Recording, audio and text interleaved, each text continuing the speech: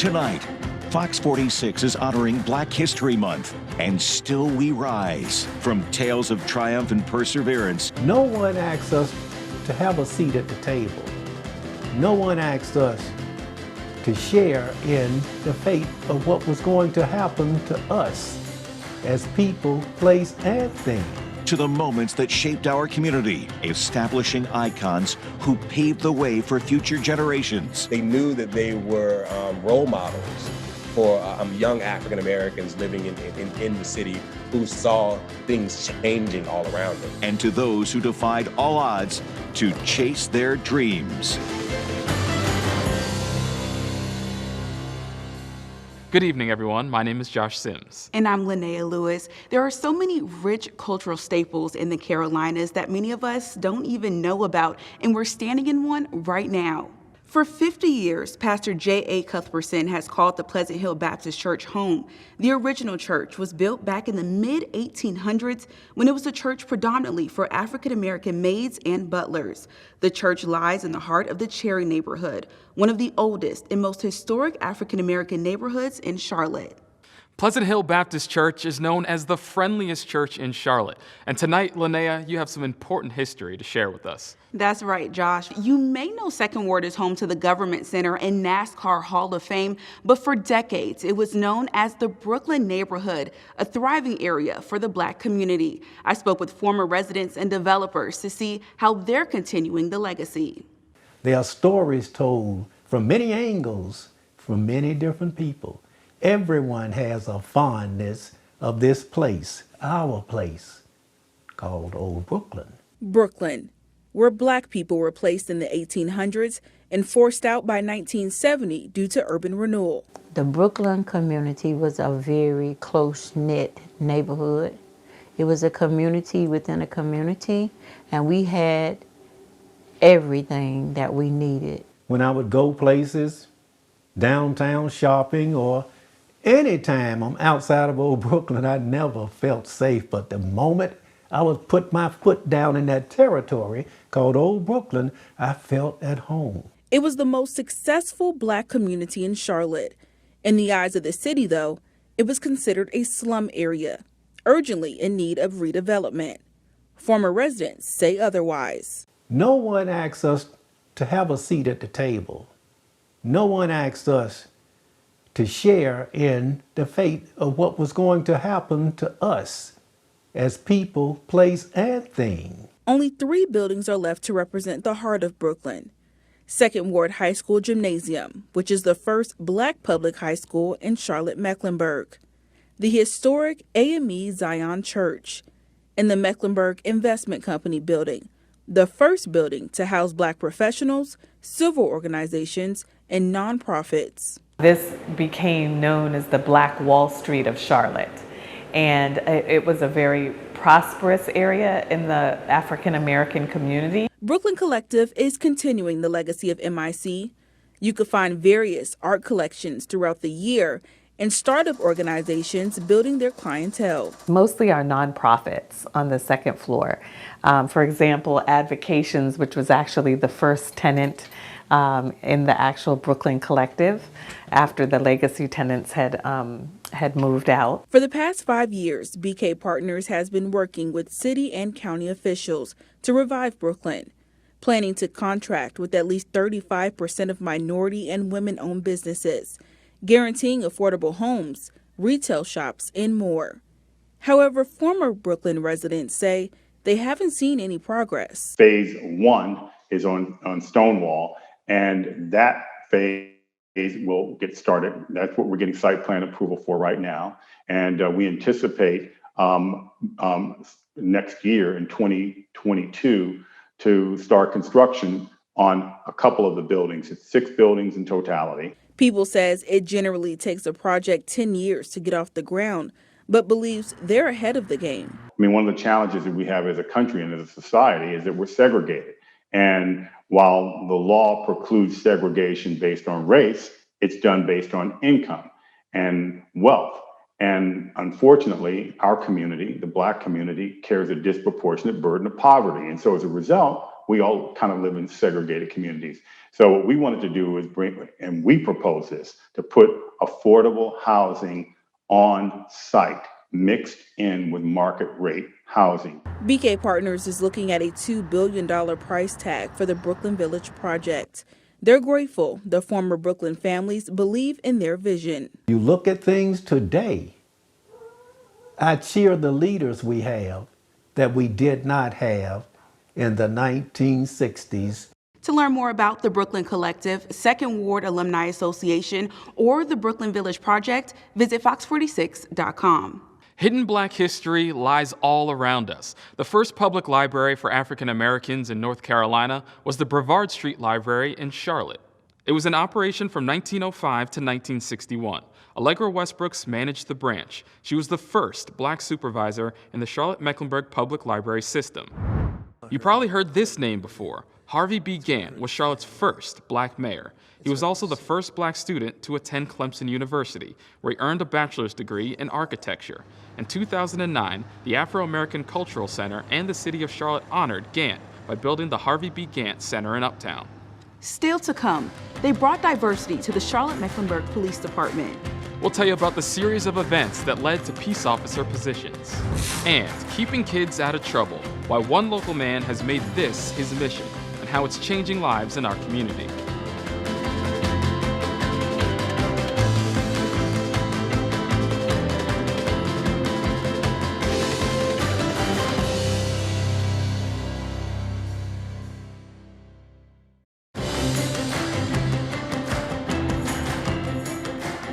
They joined the force and changed it forever. Our Brian Blakely shows us how 8 men brought change and diversity to the Charlotte-Mecklenburg Police Department.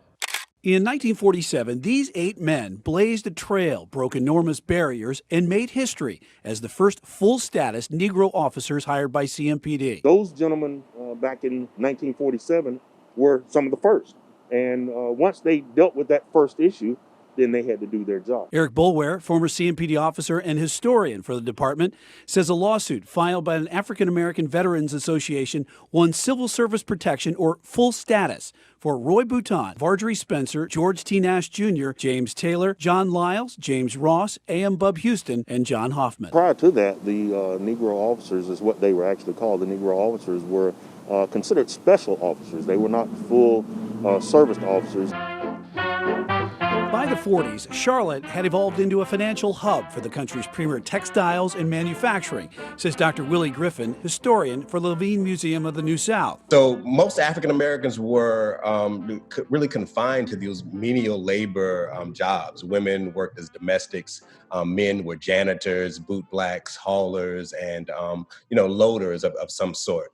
So all of these were low-paying jobs. Dr. Griffin says the African-American neighborhoods of Charlotte, Brooklyn, Cherry, and Biddleville were largely neglected. Not much recreational opportunities. Streetlights. These communities did not have streetlights in their neighborhoods. The roads were not paved. Crime was a growing concern in 1941, so Black activists asked for police officers. City leaders said no, but agreed to installing streetlights in the Brooklyn neighborhood. The crime rate began to drop, and so city officials agreed to hire 2 police officers. Bub Houston and James Ross were known as special peace officers, largely symbolic, patrolling Black neighborhoods. They would go on to become part of the 1947 group. This led to cities across the state. They're beginning to push for more police officers or Black police officers. Charlotte becomes the first. Winston-Salem, Greensboro, Raleigh follow. The integration challenges had to be just immense during that time. Oh, for sure. Some of the police on the force would so-called, mistakenly use the N-word and then quickly apologize and say that, I don't mean you, you're different. BOULWARE recalls his conversation with Roy Bouton before he died. They could not dress out with the white officers.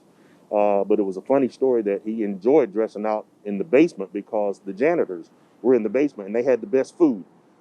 So he always ate good before he went to work. When they went on patrol, they got hand-me-down weapons, hand-me-down vehicles, and could not go into white neighborhoods. If they had to arrest someone, they had to contact a white officer to do the arrest. For these 8 officers in 1947, they just wanted a chance and ended up changing the course of history. Took this job that they had was pride because they knew that they were role models for young African Americans living in the city who saw things changing all around them, right? One thing I will say is that as a police officer, when you stand behind the badge, you're here to protect and serve everyone, regardless of race, regardless of how a person may feel. A local man is using his second chance to inspire the younger generation to make positive choices. How he uses more than just his experience to better the lives of others. And an award-winning twist on soul food, how one couple defied the odds and opened up a spot with meals some say they can't live without.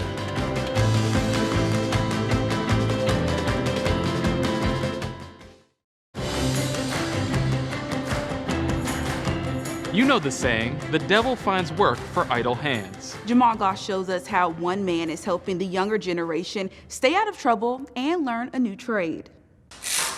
Philip McCreed is one example of success. Me being African-American male, within everything that's going on in the city, I could be out here doing something else. Just something not as productive. He's part of a project aimed at helping at-risk youth and men formerly incarcerated learn mechanical trades. Like the auto body under the car and just like the inspection, all that just gonna take me not far, but it'll take me a good ways. Right now, dozens of young men like McCreed are part of Project More. Every week, they receive up to a $200 stipend to learn everything from fixing cars to custom bodywork and paint. I'm kind of young, but just having somebody older than me ask me, hey, can you tell me what's going on with my car? And just being able to explain to them what's going on, get them the knowledge that they didn't already know. It's like, it kind of makes you feel good about yourself that you actually learning it. So it just makes you want to learn more. I've been in trouble before. I had to do time. And while I was doing time, I realized how I was leading guys that looked up to me. Thousands of men have been through David Moore's program. The owner of Southside Rides on Freedom Drive says he opened a business for them. Many find it hard to gain employment and pay for things like court and restitution fees. He mentored in Winston-Salem for 15 years and moved the program to Charlotte 5 years ago. I have a brother who lives in Charlotte, and I wanted a business in Charlotte, you know what I'm saying? And most of all, a lot of my mischief was in Charlotte. So anywhere I was at on a negative, I want to come back and clean it up on the positive. Prior to that, Moore went to trade school and got into painting custom cars. He got mixed up with the wrong crowd and went to prison for selling and trafficking drugs. He ended up mentoring inmates he did time with. The role of mentor is now fully on the up and up. A lot of people don't realize, but a lot of these kids have different issues. We don't live with them. You need to see what the household is. You need to find out, why is he really doing this? You'll be amazed. You know what I'm saying? Because when I get into them, I get to know the mother, the father, regardless of where they at or where they at in life, you know what I'm saying? To let them know, look, I'm gonna be loving your kid, you know what I'm saying? Nearly 40 of his guys have opened their own businesses. Others are employed at dealerships and using the trade. Mentees take a workplace training course and advance in the shop based on their school grades. They also have to stay out of trouble. The teens train on cars owned by Moore or ones that are not for resale. I would like to have my own business. I like to have my own automotive business, whether if it's just the automotive side or it's just like the paint side. Moore is hoping to change more lives like McCreed's by giving young men options they may not know they have. He partners with Mecklenburg County and Central Piedmont Community College through NC Works to get youth off the streets and learning. If you learn the trade and you stay focused, you don't have to step outside to get it, you know what I'm saying? And the reason I do this program, it is hard for guys to open up their own business, and I like to be there to be a boost for them, you know what I'm saying? In Charlotte, I'm Jamal Goss, Fox 46. Saved by the Kitchen, how one local couple was able to open the restaurant of their dreams with food the community just can't get enough of. And she may not be who you think of when you think of craft beer in the Queen City. We'll show you how one woman is breaking barriers by helping others tap into the industry.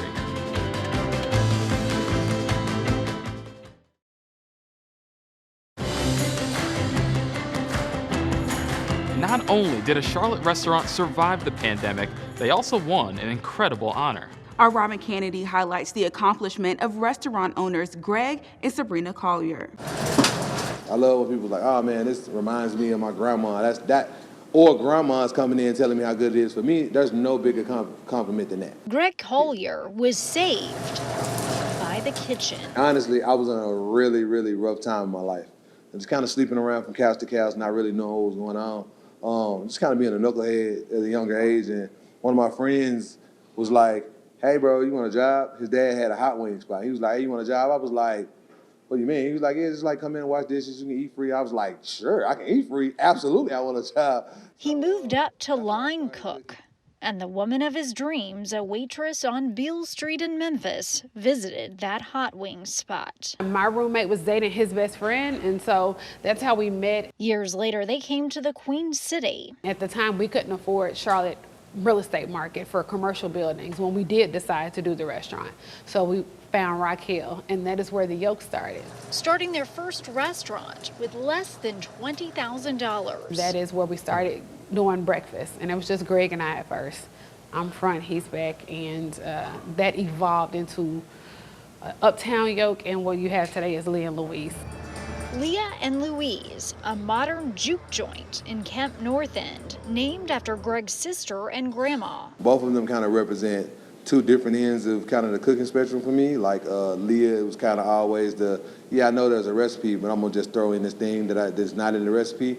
And my granny Louise was like, this is how you fry chicken. I named the restaurant them because I felt like it represented the best of who I am. Think classic Southern dishes with a twist. We got rice grits on there because essentially it's a play on catfish and grits. The seats in the back of the restaurant are made of church pews, and the footrest at the bar are old railroad ties.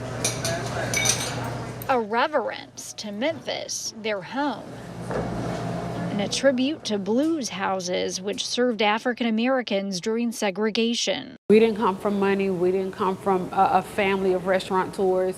We're first generation. The Colliers had a vision of making their restaurant a community gathering spot, even down to the communal tables. But just days before they were set to open, COVID hit. We had people depending on us. We had put a lot into it, and so we had to just keep going. In the middle of a pandemic, which has shut down restaurants and bars, Leah and Louise earned the title of #2 Best New Restaurant in America by Esquire magazine. Sabrina was like, wake up, wake up, wake up, wake up, man, wake up. We just got #2 Best New Restaurant in the country. I was like, oh, that's crazy. Who's #1? That passion and drive are what Greg hopes young black men see in him. I want to make sure that 18-year-old kid sees me like I got a Scully on TV, like I'm authentic, I'm me, I'm from where you're from. And he wants people to see the potential in teens and help change their outcomes. When I was 17 and 18, I could have been easily in jail or I could have not made it. Sabrina is helping more black women join her. And mostly you see black women in more fast casual, fast food side. You don't see a lot of us in the front of the house for fine dining. Looking ahead, but never forgetting where they came from. It has been our mission to highlight the underdog. And the love that brought them together. Her belief in me is like the strongest power I think that exists. In Camp North End, Robin Kennedy, Fox 46. A Charlotte woman is breaking barriers by making it easier for minorities to break into the craft beer industry. She's known as the Black Beer Chick. Eugenia Robinson launched the Road to 100 initiative. Last year, she raised enough money online to help 100 women of color earn beer server certificates. Brown works in mental health and pours part-time at Free Range Brewing. She describes her role as rewarding and says she is creating a legacy for others who want to tap into the industry. Still to come, there are so many people who made their mark on history in our area. We're taking a look at the icons and the legends the Carolinas are known for.